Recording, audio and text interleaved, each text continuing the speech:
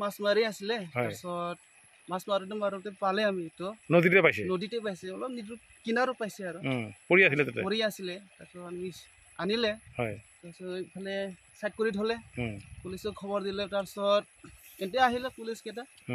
আজি ৰাতিপুৱা ব্লাষ্ট কৰা হ'ল আৰু আৰ্মি পুলিচ চব আহিছে শব্দ বহুত মাটি চাটি লৰি গৈছে কোন জেগা এইটো জগাপুৰ হয় জগাপুৰ আমি বম বুলি সন্দেহ হ'লে সন্দেহ হোৱাত মানে আমি ওচৰৰ প্ৰশাসনক মানে জনোৱা হ'লে আমি এনে নদীখনত আমি মাছ মাৰিব গৈছিলোঁ কি নাম নদীখনৰ আপোনাৰ চেঁচা নদী এই গাঁওখন কি পৰে বৰ্তমান এইটো জিকিৰিবাৰী হয় সেইটো হ'ল আমাৰ চেঁচা নদী হয়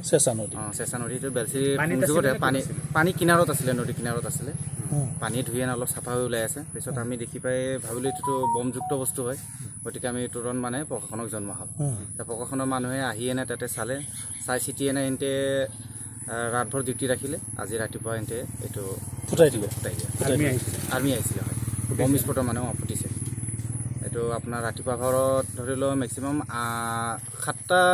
7:30 এনেকুৱা টাইমত এতিয়া ব্লাষ্ট ফুটাই দিছে হয় আমি 9জনমান মানুহ আছিলোঁ আমি ওজনটো মেক্সিমাম আধা কেজি হ'ব লাগে আমাক নজনালে সিহঁতক সোধা হৈছিলে মই বমটো কি বম হয় সিহঁতে ক'লে কি বহুত পুৰণা বম হয় এইটো তোমাৰ 19 কিমান বা চনৰ বুলি কৈছে আৰু কিন্তু চনটো মই পাহৰিলোঁ একচুৱেলি ব্ৰিটিছ আমোলৰ বুলি কৈছে আৰু কিন্তু সেই বুলি কৈ অথনি ৰাতিপুৱা মানে সেইটো বিস্ফোৰক কৰি দিলে তাতে জেগাতে মানে আপোনালোকে মাছ মাৰি আছিল কালি যোৱাকালি আমি মাছ মাৰি গৈছিলোঁ আমি 9জন